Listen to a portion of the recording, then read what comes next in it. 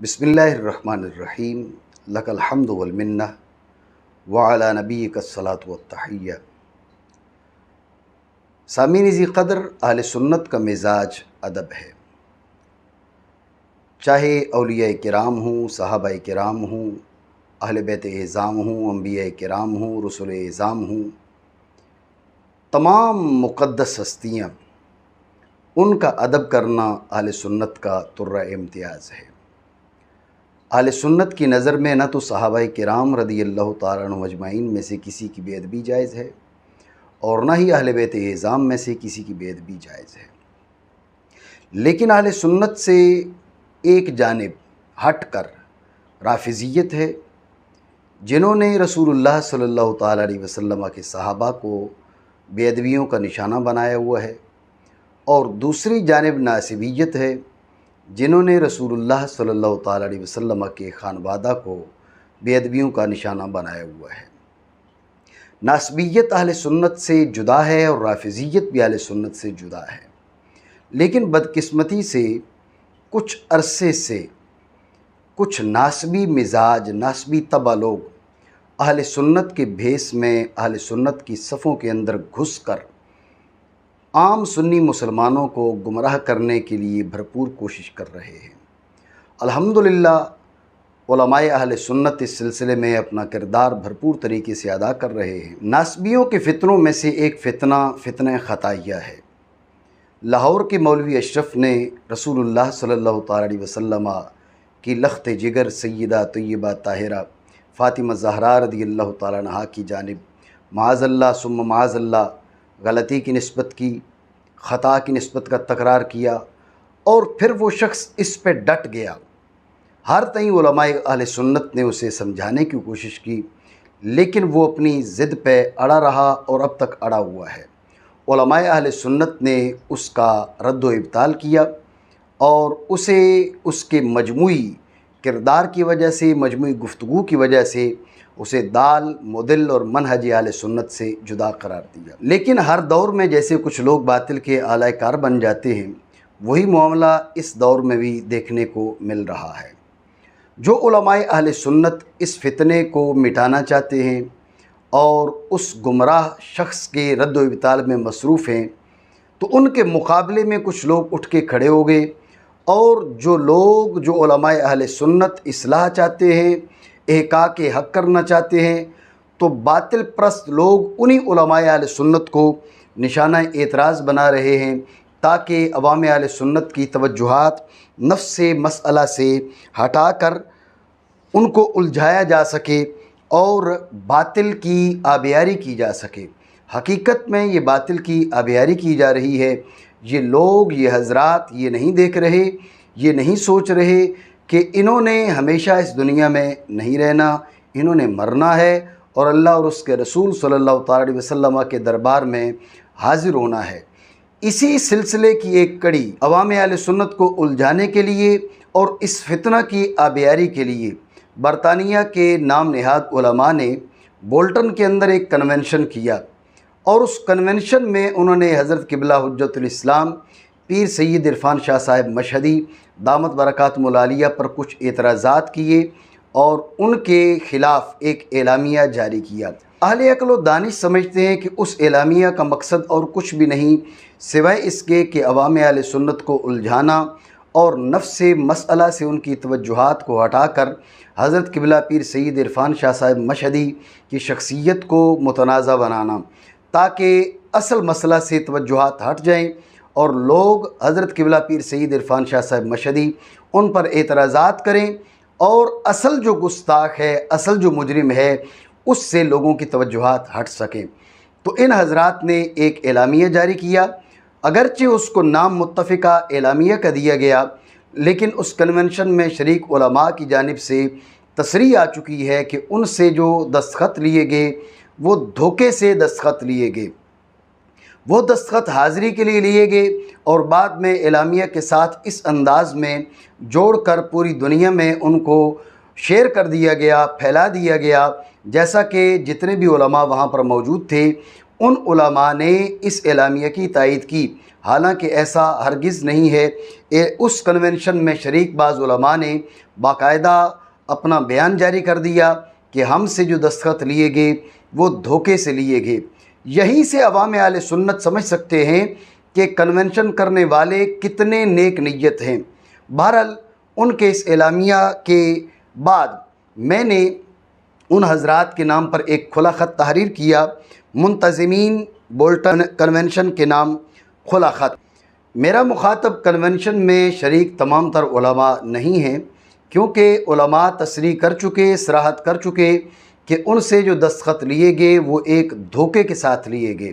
لہٰذا میرا مخاطب اس کنونشن کا انتظام کرنے والے، اس کے منتظمین، وہ میرا مخاطب ہیں، ان کے نام یہ کھلا خط ہے اور انہی سے مجھے جواب مطلوب ہے۔ بہرحال میں اس خط کو آپ کے سامنے پڑھ کر سنانا چاہوں گا اور بولٹن کنونشن کے منتظمین سے اس کا جواب طلب کرتا ہوں۔ بسم اللہ الرحمن الرحیم۔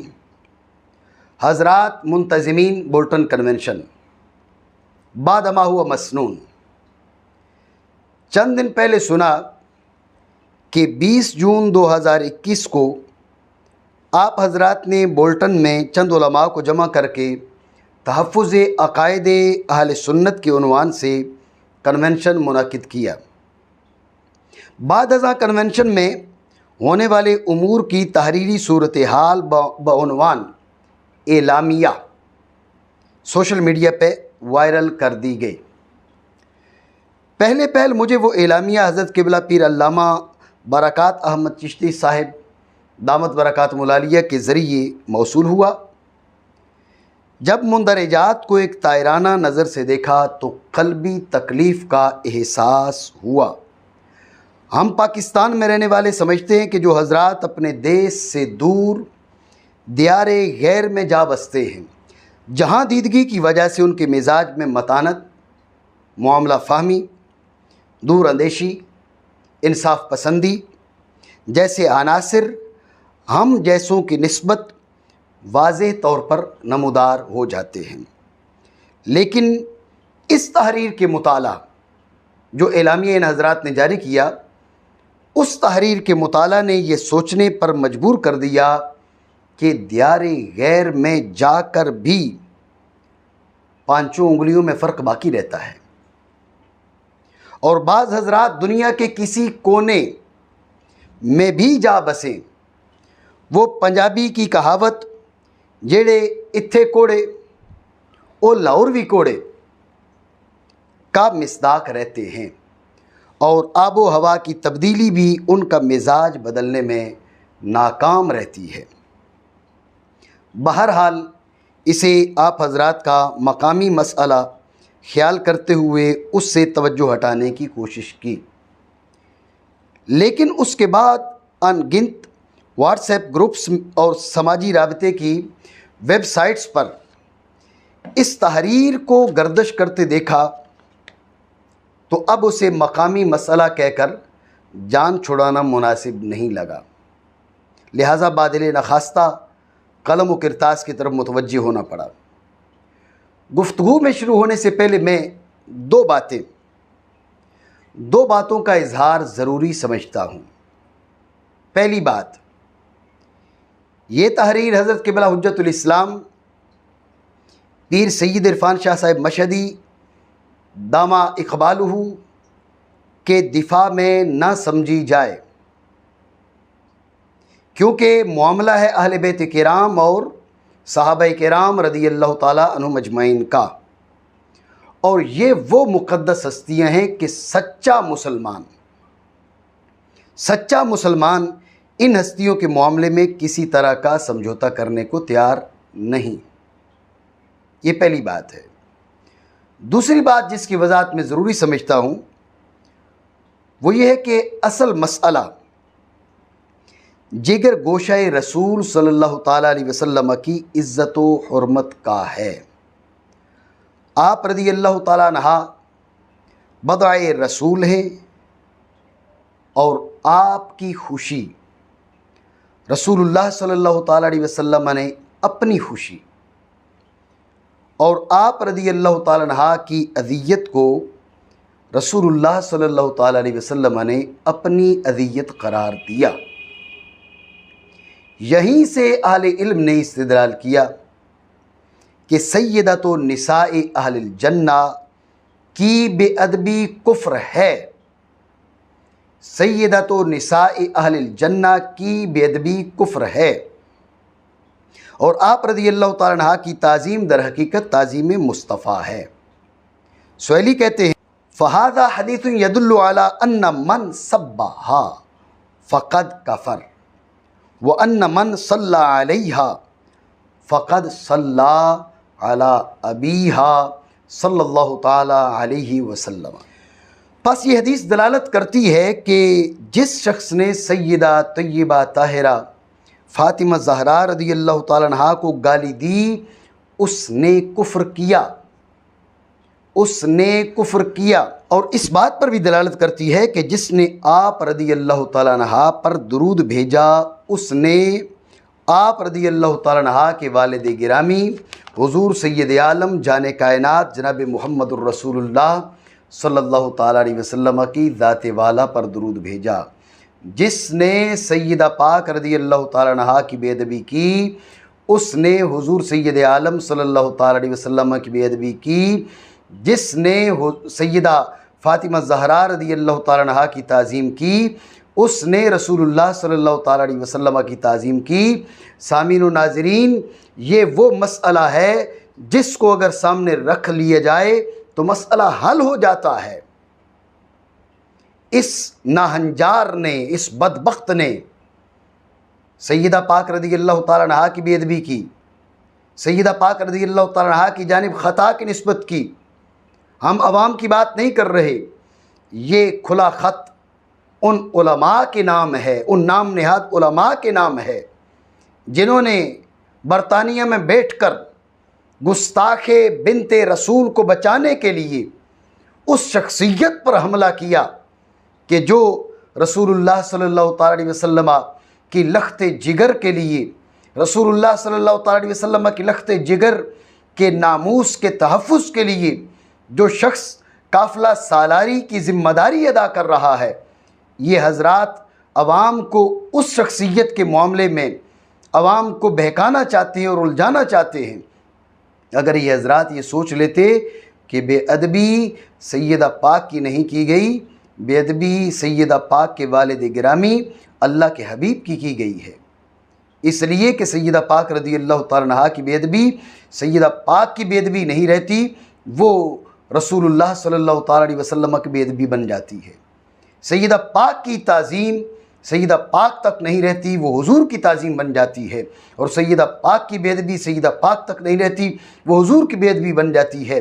معاذ اللہ ثم معاذ اللہ، کیا کوئی شخص اس بات کا تصور کر سکتا ہے کہ وہ اٹھ کر یہ کہے کہ معاذ اللہ ثم معاذ اللہ رسول اللہ صلی اللہ تعالیٰ علیہ وسلم فلاں موقع پر خطا پر تھے، حضور سید عالم صلی اللہ تعالیٰ علیہ وسلم سے معاذ اللہ غلطی ہو گئی؟ تو جیسے حضور کی جانب خطا کی نسبت نہیں کی جا سکتی، غلطی کی نسبت نہیں کی جا سکتی، سیدہ طیبہ طاہرہ فاطمہ زہرا رضی اللہ تعالیٰ عنہ کی بے ادبی علماء کی تصریح کے مطابق سیدہ پاک کی بے ادبی نہیں رہتی، حضور کی بے ادبی بن جاتی ہے۔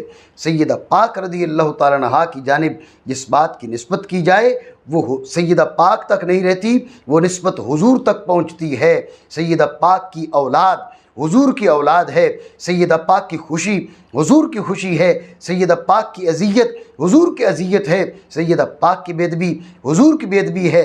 معاذ اللہ جس نے سیدہ پاک رضی اللہ تعالیٰ عنہ کی جانب خطا کی نسبت کی، اس نے حکمی طور پر اللہ کے حبیب کی جانب خطا کی نسبت کی۔ علماء اس بات کو بخوبی سمجھتے ہیں، لیکن انتہائی دکھ کی بات ہے، انتہائی افسوس کی بات ہے، اس بات کو سمجھنے کے باوجود یہ علماء کہلانے والے عوام کو الجھانے میں مصروف ہیں اور اس شخصیت پر اعتراض کر رہے ہیں جو ناموس زہرا کے تحفظ کے لیے اس وقت کھڑا ہے اور قافلہ سالاری کر رہا ہے۔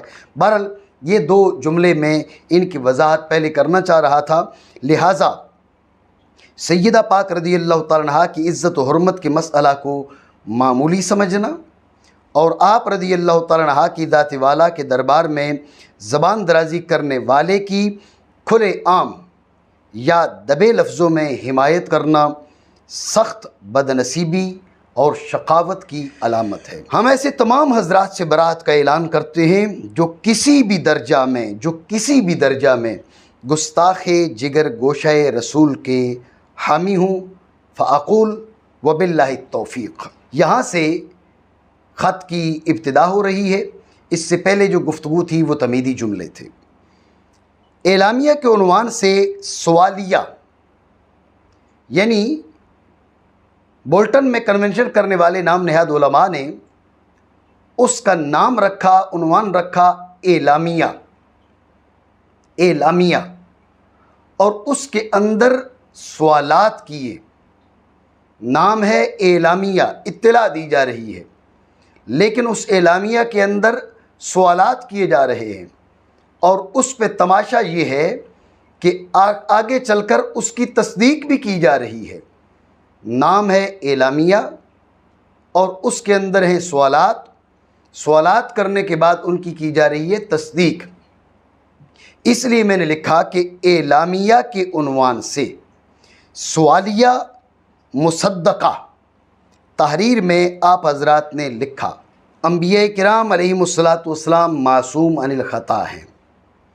یہ جملہ اعلامیہ کے صفحہ نمبر 1 پر موجود ہے۔ اس پر آگے جو میں گفتگو کر رہا ہوں وہ یہ ہے کہ بلا شبہ ہمارا ایمان ہے کہ انبیاء کرام علی نبینا و علیہم الصلاۃ ہر قسم کی خطا سے معصوم ہیں، لیکن میں آپ حضرات سے پوچھنا چاہوں گا، بولٹن میں گستاخ زہرا اشرف آصف لاہوری کی حمایت میں کنونشن کرنے والوں سے میں پوچھنا چاہوں گا کہ آپ جس شخص کے دفاع میں بولٹن میں کنونشن کر رہے ہیں، کیا وہ بھی انبیاء کرام علی نبینا و علیہم الصلاۃ کو خطا سے معصوم مانتا ہے؟ سامعین و ناظرین، بات قابل غور ہے۔ یہ بولٹن میں کنونشن کر رہے ہیں اور ابتدائی جملے اس اعلامیہ کے یہ ہیں، انبیاء کرام علیہم الصلاۃ معصوم عن الخطا ہیں۔ اس پر میں نے ان سے یہ سوال کیا کہ کیا جس کی حمایت میں آپ نے یہ کنونشن کیا، کیا وہ بھی انبیاء کرام علیہم الصلاۃ کو معصوم عن الخطا سمجھتا ہے؟ میں نے آگے لکھا ہو سکتا ہے کہ زمینی فاصلوں کی کثرت کی وجہ سے یہ معلومات آپ حضرات تک پہنچنے سے رہ گئی ہوں، اور اگر ایسا ہے تو کیا بغیر علم کے آپ حضرات کی اس معاملہ میں مداخلت غیر ذمہ داری نہیں کہلائے گی؟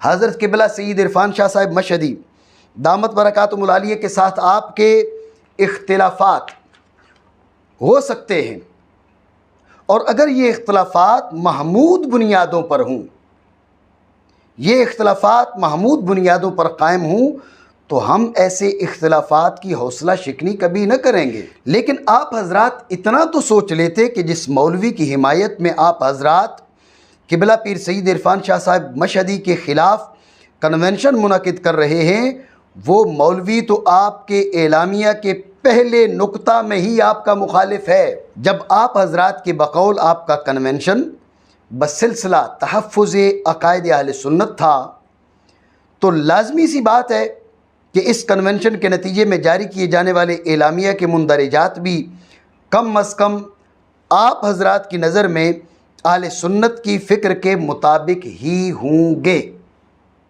اور اہل سنت کی فکر آپ حضرات نے یہ بیان کی کہ انبیاء کرام علیہم الصلاۃ معصوم عن الخطا ہیں۔ حضرات ذی وقار اعلامیہ کے پہلے صفحہ پر یہ جملہ موجود ہے، انبیاء کرام علیہم الصلاۃ معصوم عن الخطا ہیں۔ حالانکہ آصف لاہوری کی فکر اسی نقطہ سے آپ حضرات سے الگ ہو جاتی ہے۔ جیسے آپ نے اعلامیہ جاری کیا، اسی طرح 23 جون 2020 کو آپ حضرات کے ممدوح نے بھی اعلامیہ جاری کیا تھا، اور اس اعلامیہ کا چوتھا نقطہ کچھ اس طرح ہے: ہم اہل سنت و جماعت، سامعین و ناظرین، یہ جو عبارت میں پڑھنے جا رہا ہوں یہ اشرف آصف لاہوری اور اس کی ٹیم کی جانب سے 23 جون 2020 کو ایک اعلامیہ، متفقہ اعلامیہ جاری ہوا تھا۔ اس میں چند نکات اتفاق کے ساتھ درج کیے گئے۔ چوتھا نقطہ جو وہ درج کر رہے ہیں یہ بہتان ہے، یہ اہل سنت پر بہتان ہے، لیکن اس شخص کو بچانے کے لیے سیدہ پاک رضی اللہ تعالیٰ عنہا کی جانب اس نے خطا کی، معاذ اللہ مطلقاً نسبت کی، غلطی کی نسبت کی، اور اس نسبت کا تکرار کیا۔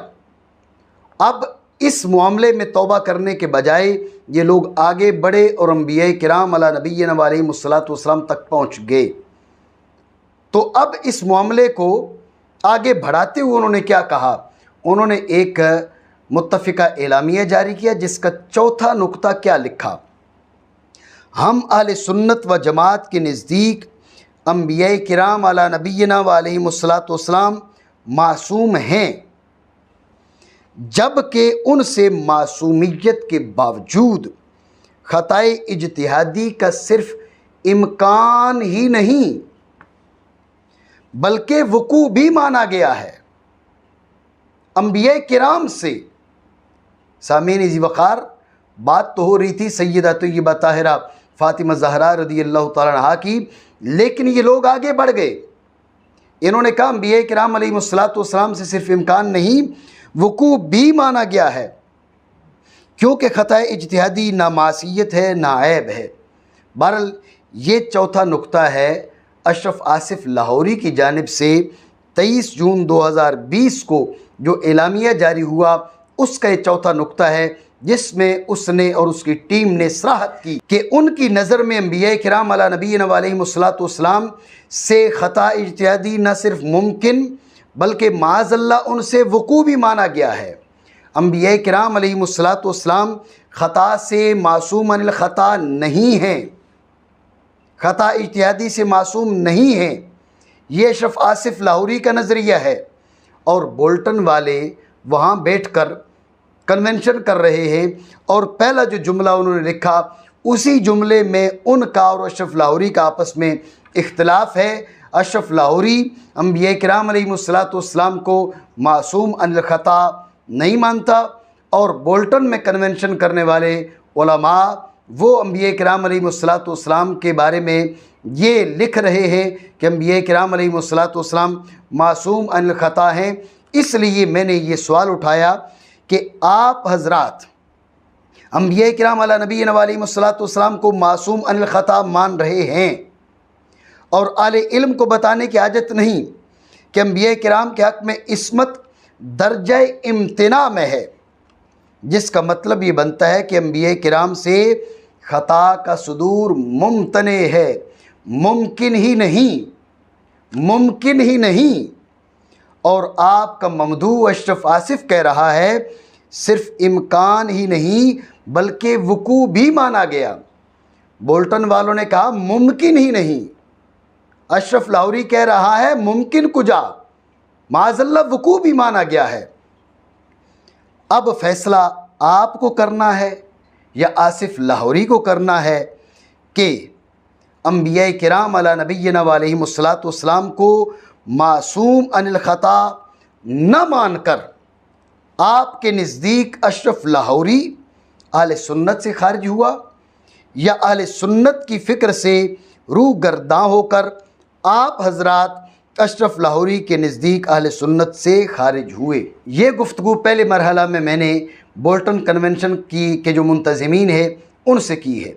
دوسرے مرحلہ میں جو میں نے گفتگو کی ہے اس کے لیے میں سامعین و ناظرین کی توجہ چاہوں گا۔ میں نے لکھا، بعد ازاں آپ حضرات نے لکھا خطائے اجتہادی گناہ نہیں ہوتی بلکہ موجب اجر و ثواب ہوتی ہے۔ یہ جملے اعلامیہ کے صفحہ نمبر 1 پر ہی موجود ہیں۔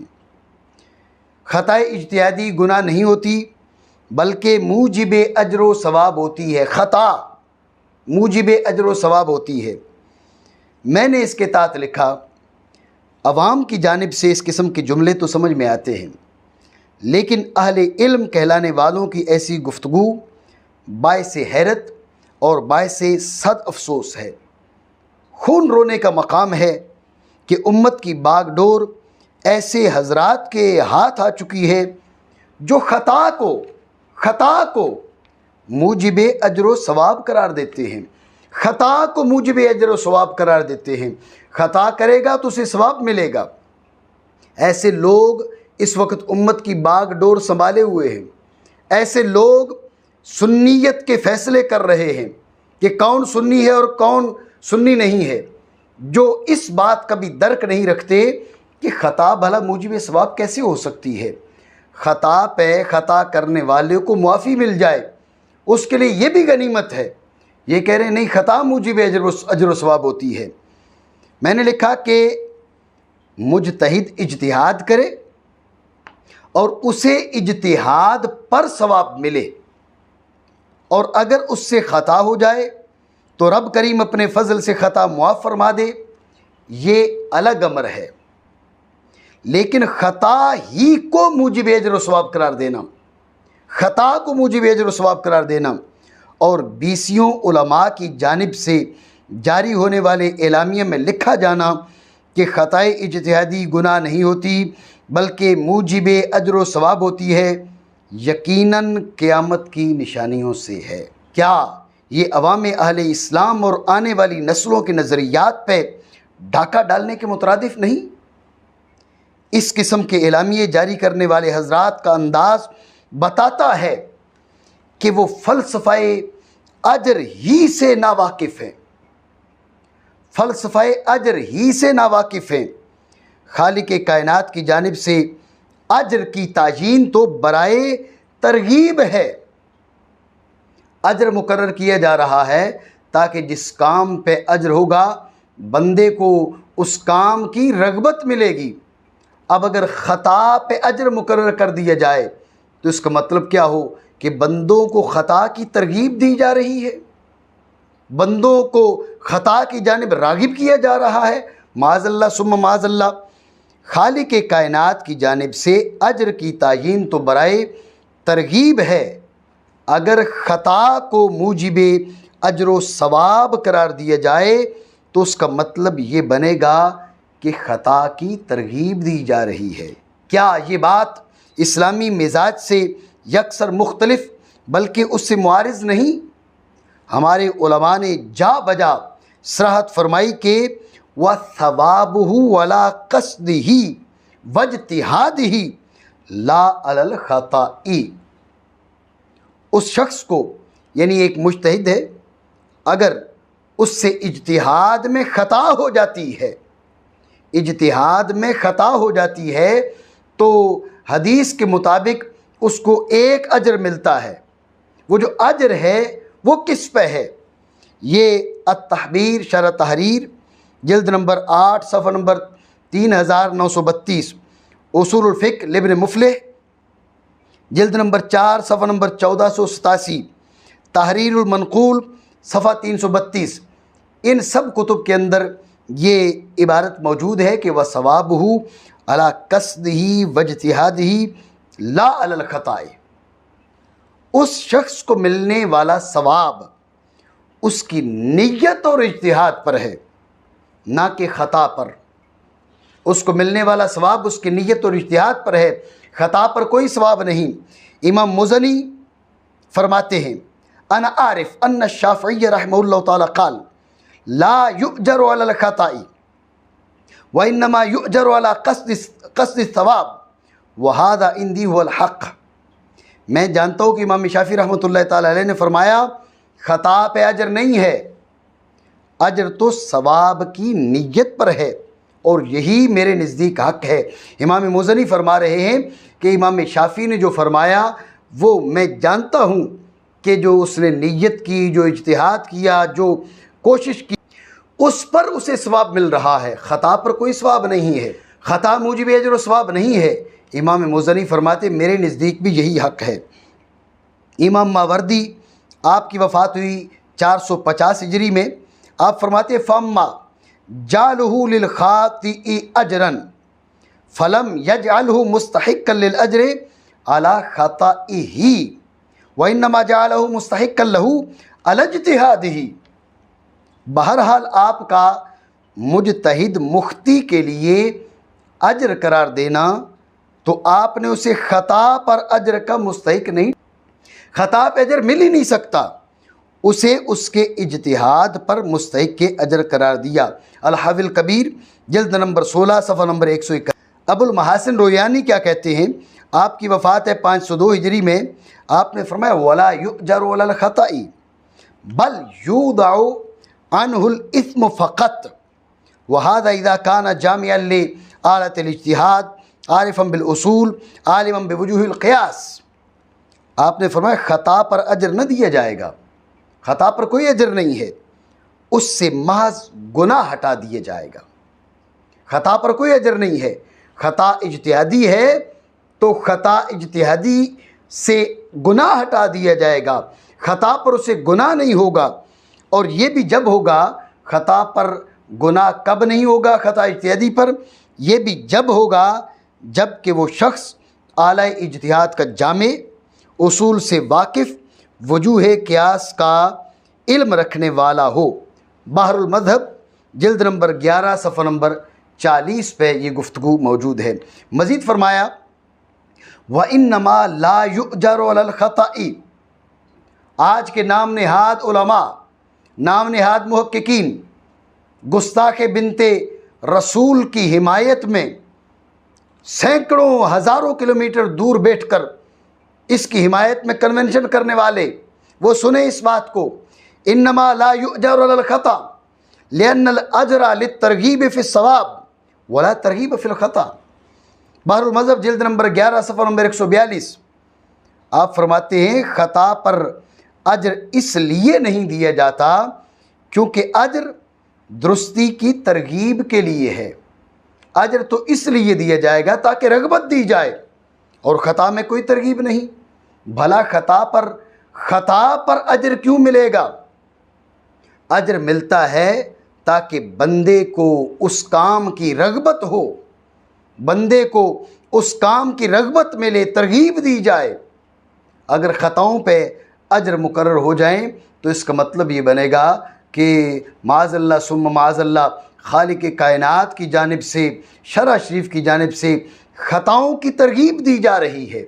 خطا پہ کوئی اجر نہیں ہے، خطا اجتہادی ہو، اجتہاد پہ اجر ہے، قصد ثواب پہ اجر ہے۔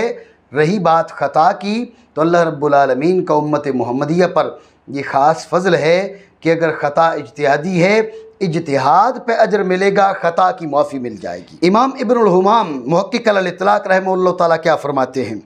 آپ نے التحریر جلد نمبر 3 صفحہ نمبر 306 فرمایا فَإِنَّ الْقَوْلَ بِأَجْرِهِ لَيْسَ عَلَى خَطَئِهِ بل لِامْتِثَالِهِ أَمْرَ الْاجْتِهَادِ، مجتہد مختی کے اجر کا قول اس کی خطا پر نہیں بلکہ اس کے حکم اجتہاد کی تعمیل کے سبب ہے۔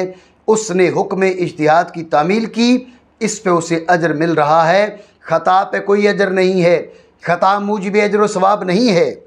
اس کے تحت امیر بادشاہ حنفی رحمۃ اللہ تعالی علیہ فرماتے ہیں فمن قال مأجور لم يقل انه مأجور لخطئه، فمن قال مأجور لم يقل انه مأجور لخطئه، جس شخص نے کہا کہ مجتہد مختی کو اجر دیا جاتا ہے، اس نے یہ نہیں کہا کہ خطا کی وجہ سے اجر دیا جاتا ہے، خطا موجب اجر و ثواب ہوتی ہے۔ ہمارے علماء جا بجا تصریحات کر رہے ہیں خطا پہ کوئی اجر نہیں ہے، خطا معاف ہو جائے تو غنیمت جانو۔ یہ آج کے علماء، آج کے محققین، عجیب تحقیق ہے ان کی، انہوں نے کہنا شروع کر دیا کہ خطا اجتہادی خود موجب اجر و ثواب ہے، معاذ اللہ من ذالک۔ امام قرطبی نے فرمایا وَلَا يُؤْجَرُ عَلَى الْخَطَئِ بل يُوضَعُ عَنْهُ الْإِثْمُ فَقَطْ، خطا پہ اجر نہیں دیا جاتا بلکہ اس سے صرف گناہ ہٹا دیا جاتا ہے۔ تفسیر قرطبی جلد نمبر 11 صفحہ نمبر 311۔ امام بغوی نے فرمایا والإثم في الخطأ عنه موضوع إذا لم يأل جهده، اور خطا کی صورت میں اس سے گناہ مٹا دیا جاتا ہے جب کہ وہ اپنی کوشش میں کوتاہی نہ کرے۔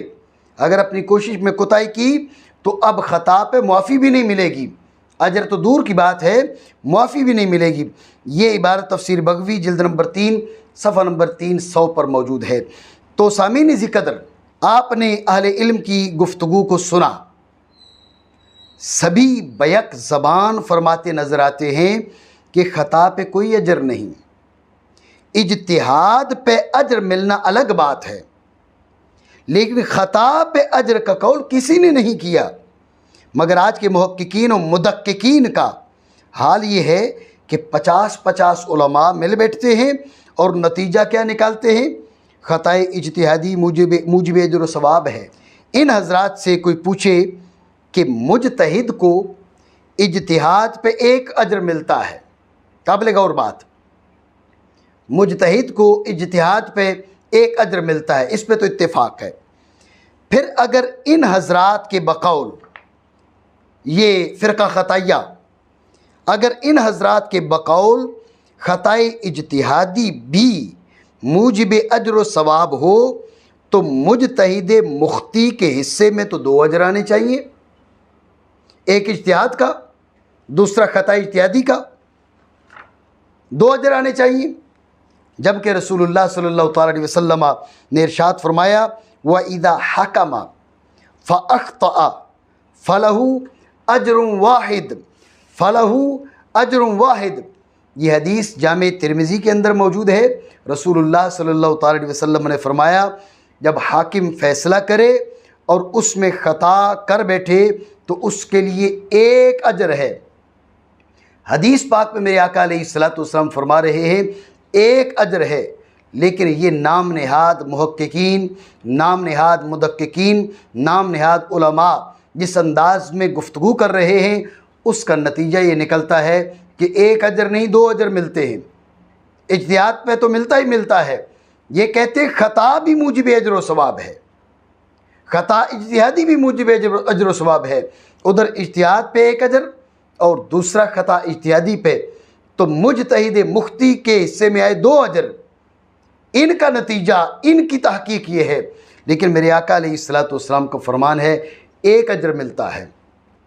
ان نام نہاد محققین کی یہ تحقیق تو رسول اللہ صلی اللہ تعالیٰ علیہ وسلم کی حدیث کے صراحتاً خلاف ٹھہری۔ رسول اللہ صلی اللہ تعالیٰ علیہ وسلم خطا کھانے والے مجتہد کے لیے ایک اجر کا وعدہ فرما رہے ہیں، جبکہ ان حضرات کی گفتگو کے مطابق اس کے لیے 2 اجر بنتے ہیں۔ اب فیصلہ ان محققین کو کرنا ہے کہ اپنی اس تحقیق پہ ڈٹے رہنا ہے یا اس سے توبہ کرتے ہوئے فرمان رسول صلی اللہ تعالیٰ علیہ وسلم کے سامنے سر تسلیم خم کرنا ہے۔ نیز اگر امام بغوی یہ ہر خطا اجتہادی معاف بھی نہیں ہوتی، یہ بھی بات ذہن میں رہے، ہر خطا اجتہادی معاف بھی نہیں ہوتی، لہٰذا اس سلسلے میں نے نیز اگر امام بغوی اور اس سے پہلے ابو المحاسن رویانی کی مذکور گفتگو کو توجہ سے سمجھا جائے تو یہ عبارات صاف بتا رہی ہیں کہ ہر خطا اجتہادی میں گناہ کی معافی بھی نہیں ملتی۔ جی ہاں، یہ حضرات خطا کو موجب اجر و ثواب بنا کر آنے والی نسلوں کو خطا پر جری بلکہ خطا کی ترغیب دینے جا رہے ہیں۔ بھئی خطا موجب اجر و ثواب ہے، کرو خطائیں، تمہیں ثواب ملے گا، جبکہ ہمارے ائمہ اعلام ہر خطا اجتہادی میں گناہ کی معافی بھی نہیں مانتے، ہر خطا اجتہادی میں گناہ کی معافی بھی نہیں مانتے۔ خطا اجتہادی کی صورت میں گناہ کی معافی تب ملتی ہے جبکہ مجتہد اعلیٰ اجتہاد کا جامع، نمبر 1 اعلیٰ اجتہاد کا جامع، نمبر 2 اصول سے عارف، نمبر 3 وجوہ قیاس سے واقف ہو، نمبر 4 اور اس نے باب اجتہاد میں کوتاہی کا ارتکاب نہ کیا ہو۔ اگر یہ باتیں اس مجتہد کے پاس موجود نہیں ہیں اور اس کو خطا لگ گئی تو اب ثواب تو دور کی بات ہے، وہ اس کا گناہ بھی معاف نہیں ہوگا۔ یہ ائمہ اعلام کا فیصلہ ہے اور اس پارٹی کو دیکھیں، اس ٹیم کو دیکھیں، اس کمپنی کو دیکھیں، یہ خطا کو موجب اجر و ثواب قرار دے رہی ہے۔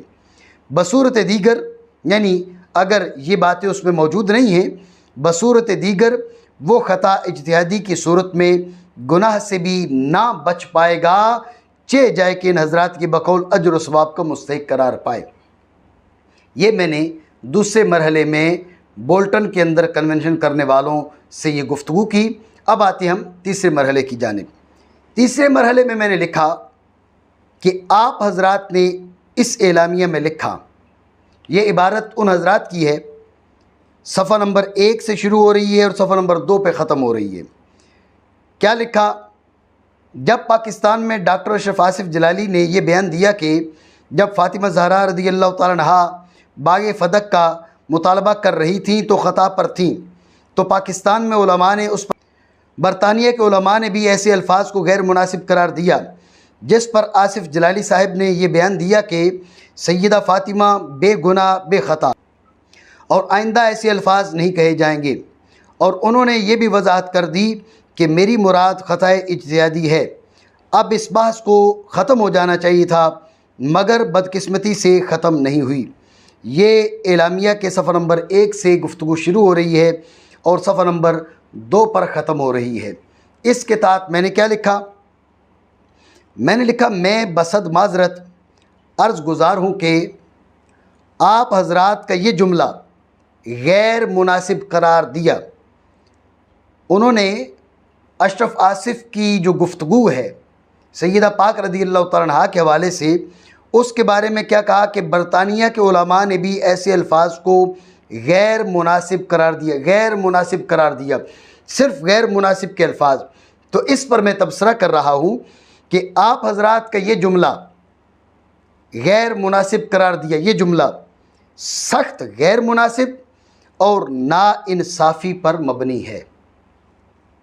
آپ حضرات نے اسی اعلامیہ کے صفحہ نمبر 2 پر قبلہ پیر سید عرفان شاہ صاحب مشہدی دامت برکاتہم العالیہ کے حوالے سے لکھا، حضرت عبداللہ بن عمر رضی اللہ تعالیٰ عنہما کی سخت بے ادبی اور گستاخی کی۔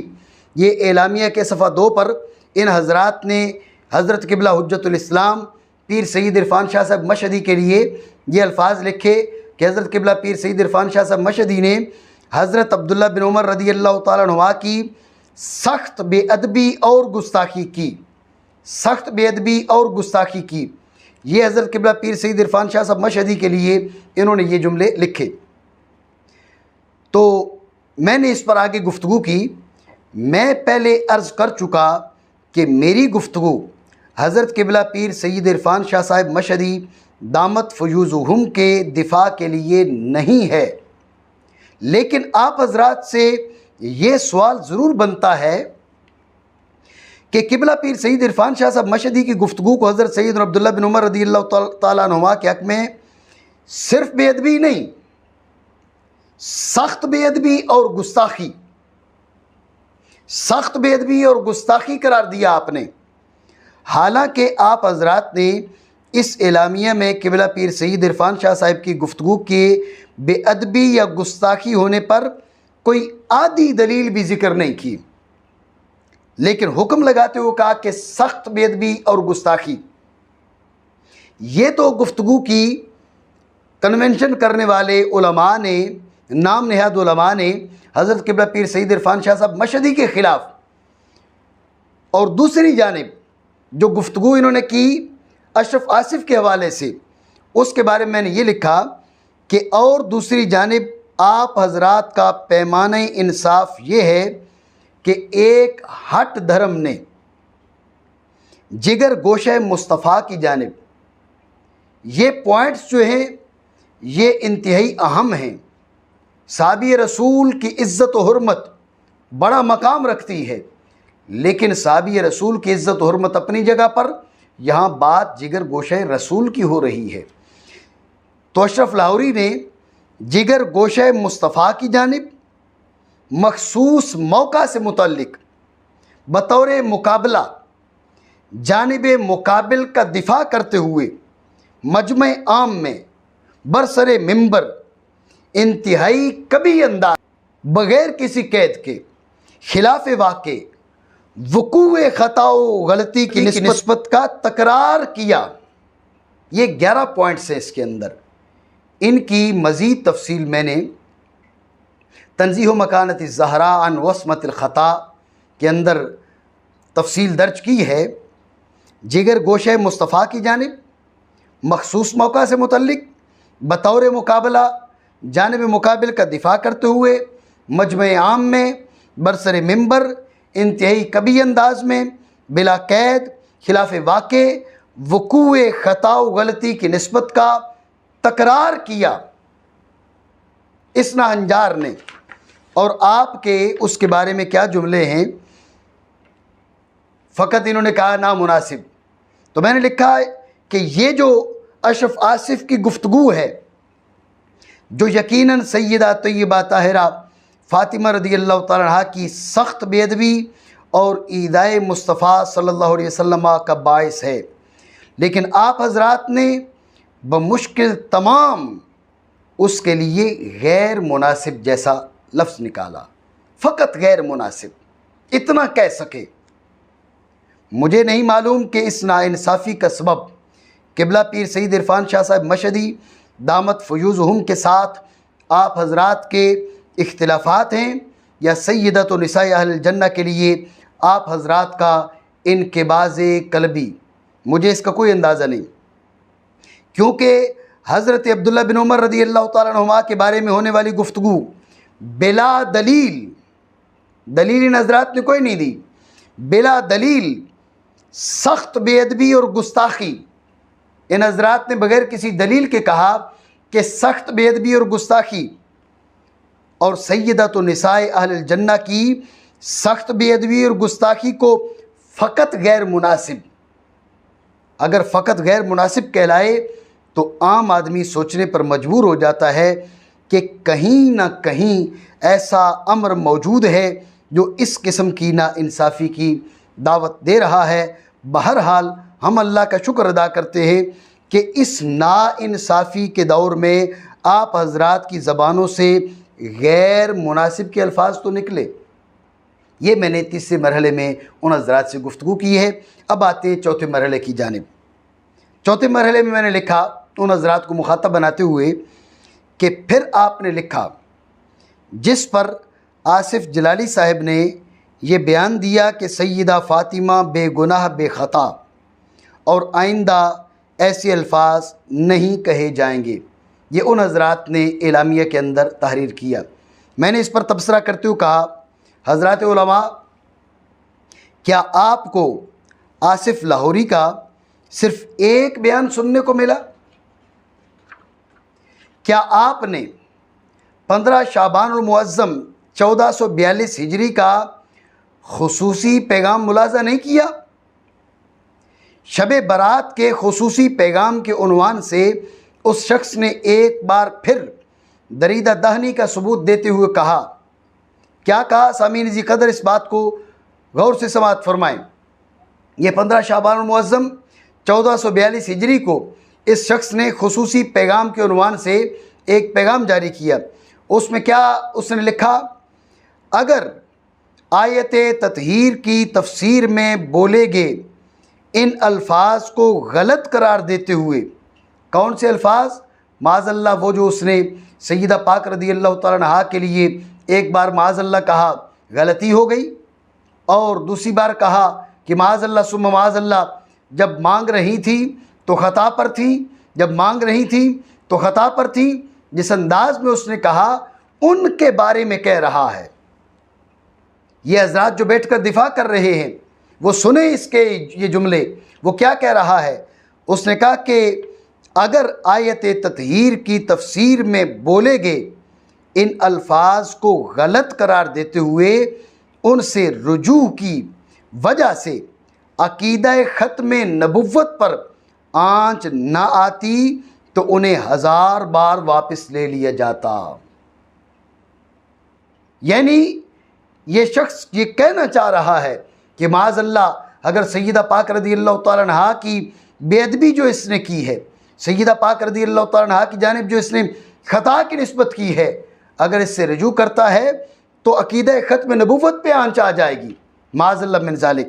آگے اس نے کیا لکھا، ان الفاظ سے اصول اہل سنت کے مطابق سیدہ زہرا کی عظمت پر تو کوئی آنچ نہیں آتی، مگر واپس لینے سے عقیدہ ختم نبوت پر آنچ آتی ہے۔ شب برات کا خصوصی پیغام 15 شعبان المعظم 1442 ہجری، یہ اس نے پیغام جاری کیا۔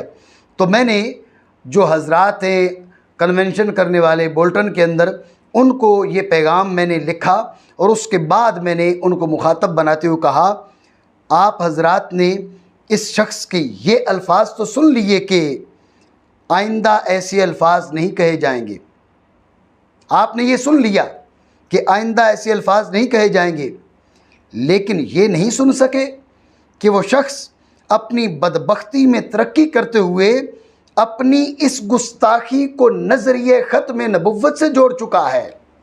اس نے اس گستاخی کو نظریہ ختم نبوت سے جوڑ دیا ہے۔ وہ کہہ رہے اگر یہ الفاظ واپس لوں تو نظریہ ختم نبوت پہ آنچ آتی ہے۔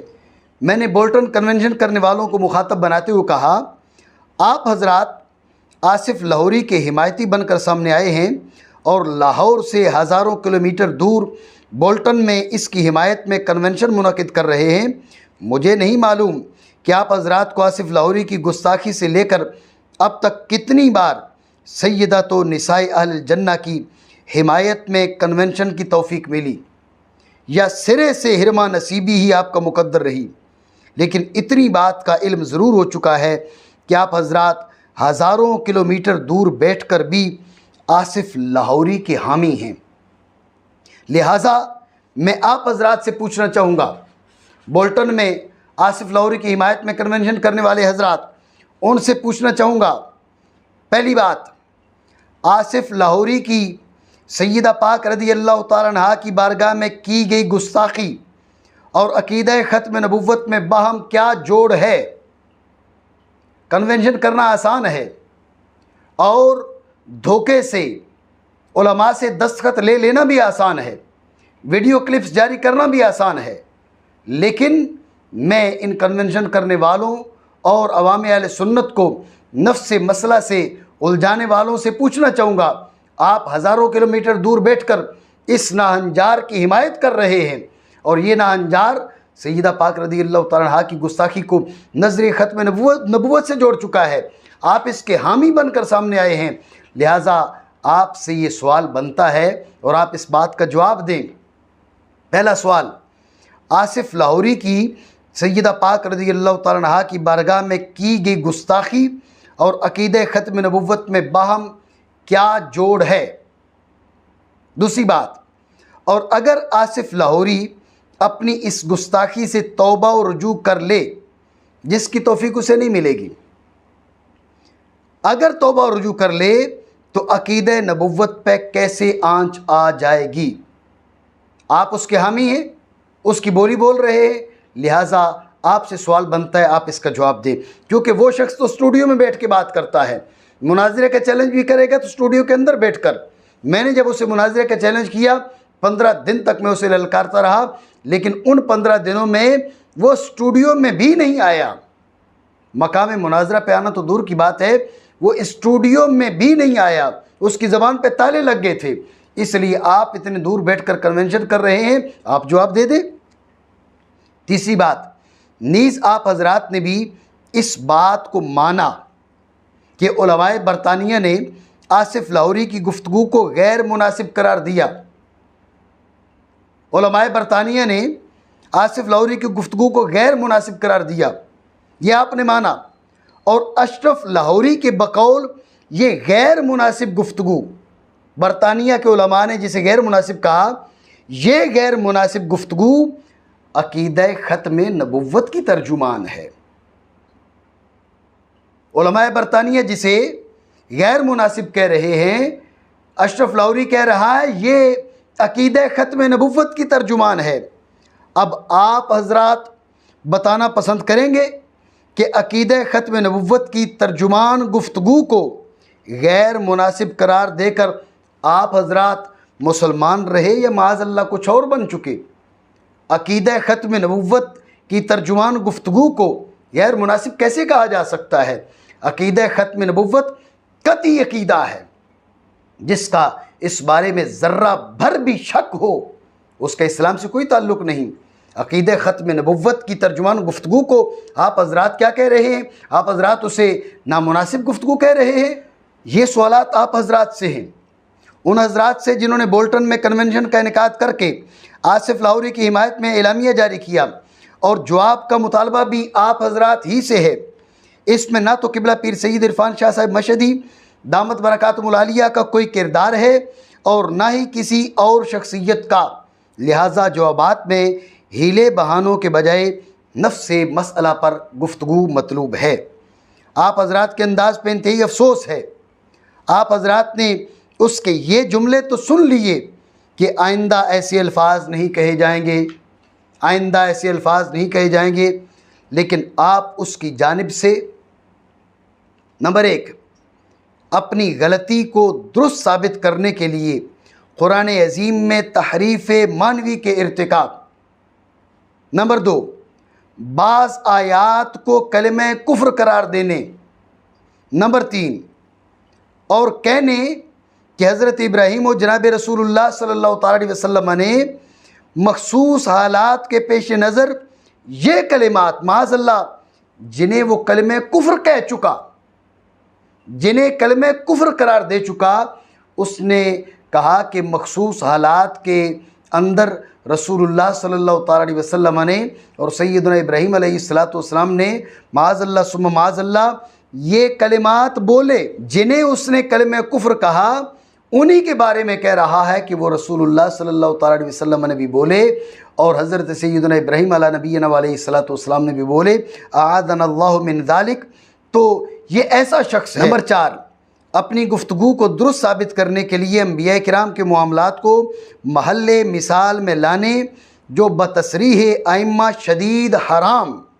نمبر 5 ہر نبی کی جانب وقوع خطا کی نسبت معاذ اللہ ثم معاذ اللہ، ہر نبی کی جانب وقوع خطا کی نسبت جو تکذیب انبیاء کو مستلزم، اعاذنا اللہ تعالی من ذالک، عوام کو جا بجا مغالطے دینے، اس شخص نے عوام کو جا بجا مغالطے دینے کی کوشش کی، جیسے دعویٰ کیا وقوع خطا کا اور استناد امکان والی عبارات سے کرتا رہا، مسئلہ عصمت و حفظ کے ذریعے مغالطہ دیا، عبارات علماء کی غلط تشریحات، فوات الرحمود کی عبارت کی غلط تشریح، تفسیر کبیر کی عبارت کی غلط تشریح، فتاوی رضویہ کی عبارت کی غلط تشریح، حاشیہ قلمبوی کی عبارت کی غلط تشریح، حضور اعلیٰ سیدنا قبلہ پیر میر علی شاہ صاحب رضی اللہ تعالیٰ عنہ کی عبارت کو عام طبقہ کے سامنے توڑ مروڑ کر پیش کرنا، یہ سارے کے سارے مغالطے، عصمت کو انبیاء کرام کا خاصہ حقیقیہ ظاہر کرنا وغیرہ ان گنت مغالطے اس نے عوام اہل سنت کو دیے۔ متفقہ اعلامیہ کے 4 اور 5ویں نقطہ کو اہل سنت کا مذہب قرار دینا، جبکہ یہ دونوں خلاف واقع بلکہ ان سے امر شدید لازم، اپنی بات کو درست ثابت کرنے کے لیے تتبع زلات علماء اور ایسے ضوابط گھڑنا جن سے بدترین کفر لازم، یہ ساری باتیں وہ کر چکا ہے۔ تنبیہ کے باوجود اپنی باتوں پہ قائم و مصر، بلکہ امور مذکورہ بالا کا داعی اور انہیں فکر اہل سنت کی ترجمانی قرار دینے، سمجھانے والے علماء کی توہین و تحقیر، سادات کرام کا مذاق اڑانے، اپنے مخالفین کو رافضی قرار دینے، اپنی ہٹ دھرمی کے باعث اہل سنت کی صفوں میں بدترین افتراق و انتشار کا باعث بننے اور پھر آگے بڑھتے ہوئے اس مسئلہ کو عقیدہ ختم نبوت سے جوڑنے۔ میں نے یہ جو کنونشن کیا بولٹن میں حضرات نے، اور انہوں نے کیا کہا جی، اس نے کہا ہے کہ آئندہ یہ جملے نہیں دہرائیں گے، تو میں نے یہ ساری باتیں لکھیں اور یہ ساری باتیں لکھ کر میں نے ان سے پوچھا کیا آپ حضرات کو اس سب کچھ کی اطلاع نہ مل سکی؟ حضرات سامعین، یہ جن باتوں کو میں نے دہرایا ہے، جن باتوں کا میں نے ذکر کیا ہے، ان کی تفصیلات آپ تنزیہ و مکانت زہرا کے اندر دیکھ سکتے ہیں۔ یہ سارے جرائم ان کا ارتکاب وہ کر چکا ہے، تو بولٹن میں بیٹھ کر یہ لوگ اس ناہنجار کی حمایت میں کنونشن کر رہے ہیں، اور وہ شخص جو اس معاملے میں سیدہ پاک رضی اللہ تعالیٰ عنہا کے دفاع میں مصروف ہے، اس شخصیت کے بارے میں عوام اہل سنت کو الجھانے کی کوشش کر رہے ہیں۔ ان سے میں نے یہ سوال کیا کہ کیا آپ حضرات کو اس سب کچھ کی اطلاع نہ مل سکی؟ کیا آپ حضرات کو اس سب کچھ کی اطلاع نہ مل سکی؟ کہیں ایسا تو نہیں کہ انٹرنیٹ کے ذریعے دور بیٹھے ہوئے ہیں، اس لیے میں نے ان سے یہ بات پوچھی کہ کہیں ایسا تو نہیں کہ انٹرنیٹ کے ذریعے معلومات کے برطانیہ ٹرانسفر ہونے کے لیے ناسبیت کے لیے مقوی ہونا شرط لازم ہو، بصورت دیگر وہ معلومات بلاک ہو جاتی ہوں؟ حضرات علماء ایک جانب جگر گوشہ رسول ہیں، اور دوسری جانب ایک ایسا ہٹ دھرم مولوی جس کی عادت ہم جان چکے کہ اگر خدا نخواستہ اس کی زبان سے صریح کفر بھی صادر ہو جائے تو یہ شخص ساری زندگی اس پہ اڑا رہے گا، مگر کبھی بھی اس سے توبہ و رجوع نہیں کرے گا۔ کیا ایسے شخص کی وجہ سے جگر گوشہ رسول کا در چھوڑنا ایمان و عقل کے تقاضوں سے ہم آہنگ ہو سکتا ہے؟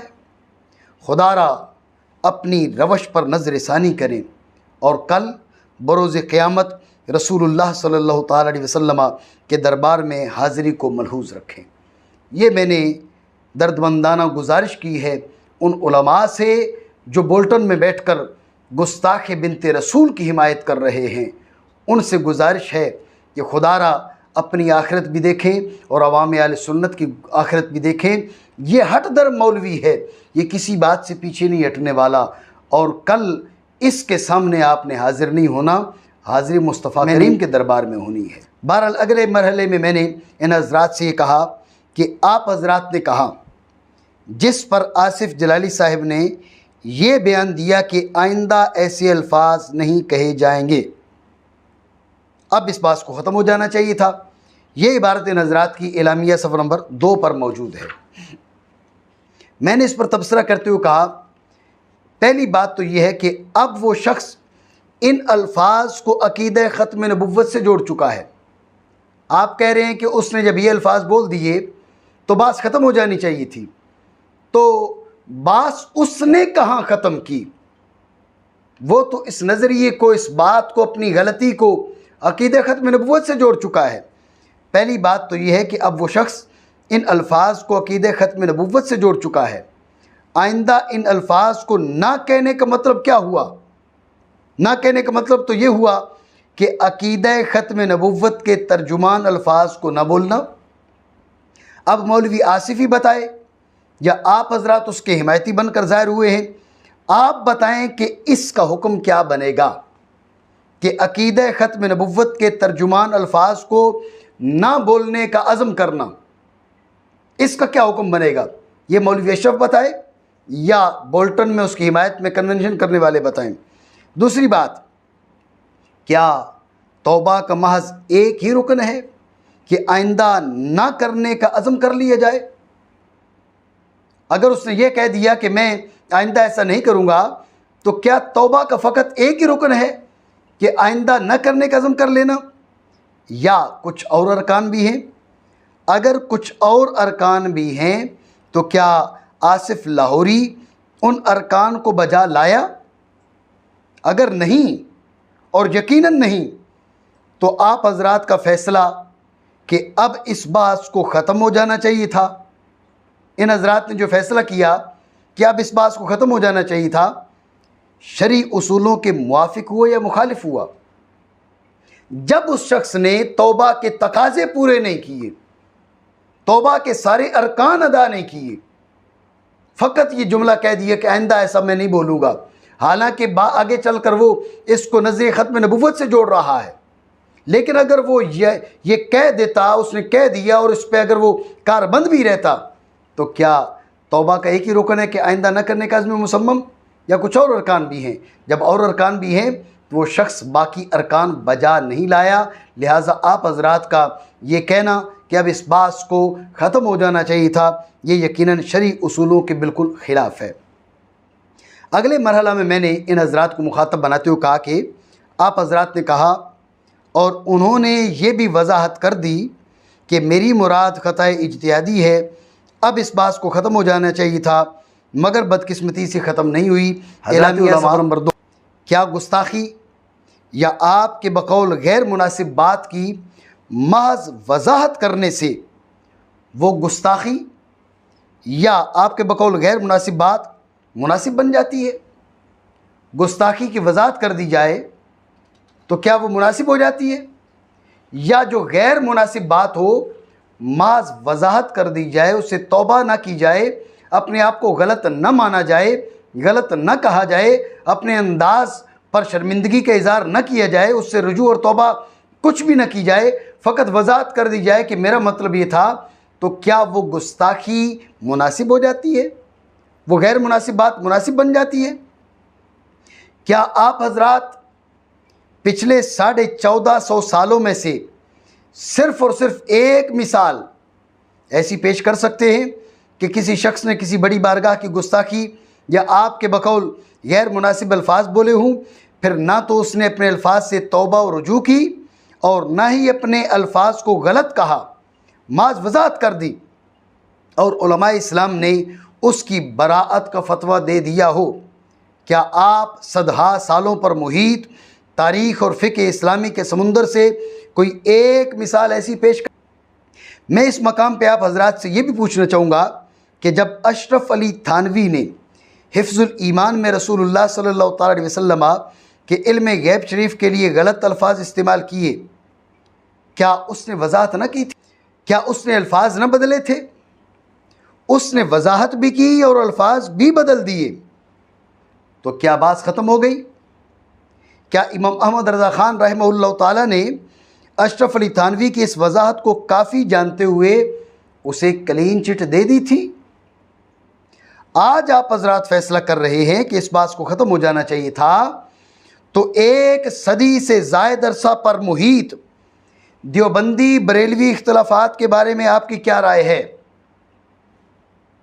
کیا اس سارے عرصے میں علماء اہل سنت بریلوی عظمت و مقام رسول صلی اللہ علیہ وسلم کی بابت جو لکھتے اور بولتے رہے اور رسول اللہ صلی اللہ تعالی علیہ وسلم کی بارگاہ میں کی جانے والی گستاخیوں کا رد کرتے رہے، کیا یہ سب بے معنی اور غلط اور آپ حضرات کے نزدیک بدقسمتی قرار پائے گا؟ اگر آپ حضرات واقعی حق گوئی کے جذبے کے ساتھ کھڑے ہوئے ہیں تو 100 سال سے زائد عرصہ پہ پھیلے دیوبندی بریلوی اختلافات پر بھی حکم لگائیے، اور اگر وہ اختلاف آپ حضرات کی نظر میں جائز اور ناموس رسالت کی پہرے داری کہلاتا ہے تو پھر جگر گوشہ رسول صلی اللہ علیہ وسلم جن کی بے ادبی در حقیقت رسول اللہ صلی اللہ تعالی علیہ وسلم کی بے ادبی قرار پاتی ہے، اس ذات والا کی بے ادبی و گستاخی کے بعد آپ حضرات کا اس معاملے میں کف لسان کی تلقین کرنا سراسر ناانصافی نہیں تو اور کیا ہے؟ بہرحال اس مرحلے میں نے یہی گفتگو کی۔ اگلے مرحلے میں نے ان حضرات کو مخاطب بناتے ہوئے مزید کہا، آپ حضرات نے مزید کہا مگر شاہ صاحب نے حضرت قبلہ حجت الاسلام پیر سید عرفان شاہ صاحب مشہدی دامت برکاتہ العالیہ ان پر اعتراض کرتے ہوئے ان حضرات نے کیا لکھا؟ مگر شاہ صاحب نے علی پور سیدہ نارووال کے جلسہ میں تقریر فرما کر آگ لگا دی۔ یہ جملے اعلامیہ صفحہ نمبر 2 پر موجود ہیں۔ اس پر تبصرہ کرتے ہوئے میں نے کہا لا حول ولا قوت الا باللہ۔ جب حضرات علماء اس قسم کی باتیں کریں تو قیامت کا انتظار کرنا چاہیے۔ میں آپ حضرات سے پوچھنا چاہوں گا کہ قبلہ پیر سید عرفان شاہ صاحب مشہدی کی یہ گفتگو ابتدائی تھی یا جوابی تھی؟ بألفاظ دیگر عمل تھا یا رد عمل تھا؟ اگر قبلہ حجت الاسلام پیر سید عرفان شاہ صاحب مشہدی کی یہ گفتگو ابتدائی اور درجہ عمل میں ہوتی تو اب آپ حضرات کا یہ کہنا درست ہو سکتا تھا کہ شاہ صاحب نے علی پور سیدہ نارووال کے جلسہ میں تقریر فرما کر آگ لگا دی، پھر تو یہ صحیح ہو سکتا تھا۔ لیکن آپ حضرات بلکہ پوری دنیا جانتی ہے کہ قبلہ شاہ صاحب کی گفتگو جوابی اور بطور رد عمل تھی۔ کیا آپ حضرات کے نزدیک جوابی کارروائی کو آگ لگانا کہا جاتا ہے؟ آصف لاہوری نے جگر گوشہ رسول کی تکرار کے ساتھ گستاخی کی، اسے سمجھایا گیا مگر وہ باز نہ آیا۔ علماء و مشائخ بلکہ اس کے بعض اساتذہ اس کے ادارے میں اسے سمجھانے گئے، لیکن وہ اپنی ضد پہ اڑا رہا، اب بھی اڑا ہوا ہے۔ علماء و سادات کا مذاق اڑاتا رہا۔ اپنے جرم کو جائز ثابت کرنے کے لیے اس نے انبیاء کرام علی نبینا علیہم الصلاۃ والسلام تک کی ذوات عالیہ کو تختہ مشق بنانے کی کوشش کی۔ وہ کون سا طریقہ واردات ہے جو اس نے نہیں اپنایا؟ اگر اس کی ان حرکتوں کے جواب میں اس سے سخت لہجے میں گفتگو کی گئی تو آپ حضرات نے اسے آگ لگانا قرار دے دیا۔ سبحانک ھذا بہتان عظیم۔ اگر آپ حضرات کی نظر میں جوابی کارروائی بھی آگ لگانا کہلاتی ہے تو فکر قصاص تو ظلم عظیم قرار پائے گا، کیونکہ اس میں بھی قتل کیا جاتا ہے، اسے آپ ظلم عظیم قرار دے دیں۔ اگر بطور رد عمل کسی بھی قسم کی کارروائی آگ لگانا قرار پاتی ہے تو قبیلہ اکل و ارینا کے لوگوں کے ہاتھ اور پاؤں کاٹ دیے جانا، سلائیاں گرم کر کے ان کی آنکھوں میں پھیر دیے جانا، انہیں مرنے کے لیے دھوپ میں ڈال دینا، وہ لوگ پانی مانگتے رہے اور پیاس کی شدت سے وہ لوگ زمین چاٹنے پر مجبور ہو گئے مگر انہیں پانی نہ دیا جانا، یہ ساری بات، یہ واقعہ تاریخ اسلامی کا حصہ ہے۔ جب یہ واقعہ تاریخ اسلامی کا حصہ ہے لیکن یہ بطور رد عمل تھا، یہ جوابی کارروائی تھی۔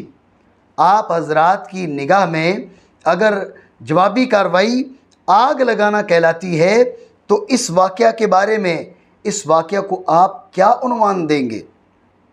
خالق کائنات کا ارشاد گرامی ہے، فَمَنِ اعْتَدَىٰ عَلَيْكُمْ فَاعْتَدُوا عَلَيْهِ بِمِثْلِ مَا اعْتَدَىٰ عَلَيْكُمْ۔ تو جو شخص تم پر ظلم کرے تو تم اس سے اس کی مثل جوابی کارروائی کرو جس قدر اس نے تمہارے اوپر ظلم کیا۔ سورہ بقرہ آیت نمبر 194۔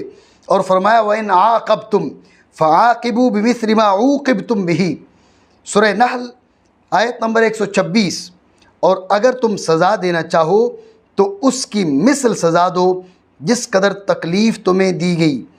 اور فرمایا وَجَزَاءُ سَیِّئَةٍ سَیِّئَةٌ مِثْلُهَا، اور برائی کا بدلہ اس جیسی برائی ہے۔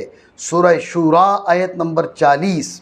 شرع شریف نے تو جوابی کارروائی کی اجازت دی ہے مگر آپ حضرات کا مزاج ہے کہ رد عمل کو آگ لگانا کہتے ہیں۔ ہاں، اگر قبلہ سید عرفان شاہ صاحب مشہدی دامت برکاتہ العالیہ کی نارووال یا علی پور سیدہ کی گفتگو حد مثل سے متجاوز تھی، حد مثل سے متجاوز تھی تو پھر اعتراض بنتا ہے۔ لیکن اعتراض کرنے سے پہلے کیا ضروری ہے؟ نمبر 1، آپ پہلے آصف لاہوری کی 10 غلطیوں کا وزن طے کریں، کیونکہ آپ نے حد مثل مقرر کرنی ہے۔ سب سے پہلے آصف لاہوری کی 10 غلطیوں کا وزن طے کریں۔ نمبر 2، پھر اس کے مجموعی رد عمل کا وزن طے کریں، واضح کریں۔ نمبر 3، پھر یہ ثابت کریں کہ قبلہ سید عرفان شاہ صاحب مشہدی دامت برکاتہم العالیہ کی نارووال یا علی پور شریف کی گفتگو اس درجہ سے متجاوز تھی۔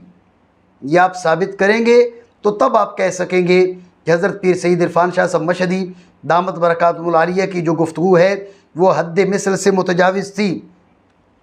اگر آپ دلائل سے یہ ثابت کرنے میں کامیاب ہو جاتے ہیں کہ قبلہ پیر سید عرفان شاہ صاحب مشہدی کی جوابی گفتگو حد مثل سے متجاوز تھی تو ہمیں آپ کی بات ماننے میں کوئی عار محسوس نہیں ہوگا، لیکن بغیر شرعی ضابطوں کو عمل میں لائے اپنی ہوائے نفس سے فیصلہ دے دینا کہ آگ لگا دی، سراسر ناانصافی اور مزاج شرع سے روح گردانی ہے۔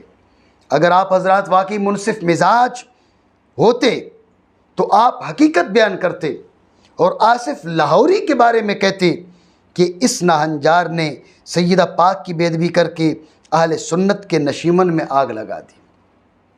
لیکن انتہائی افسوس کی بات ہے کہ آپ سیدہ پاک رضی اللہ تعالیٰ عنہا کی بے ادبی بآسانی ہضم کر گئے اور گستاخ کے جواب میں کھڑے ہونے والی شخصیت کو اپنا دشمن بنا لیا اور ان کی جوابی کارروائی کو آگ لگانے سے تعبیر کرنے لگ گئے۔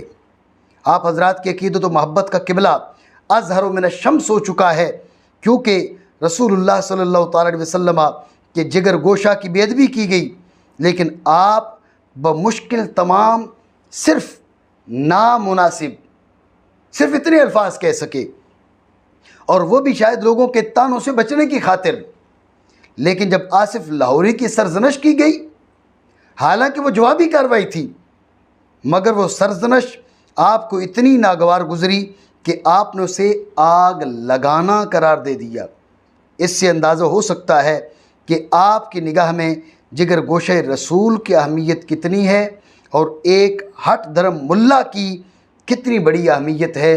یہ بات ناظرین کرام، آج کی گفتگو میں یہی ختم کرتا ہوں، اور یہ جو کھلا خط ہے اس کا بقیہ حصہ انشاءاللہ رب العالمین اگلی ویڈیو میں پیش کروں گا۔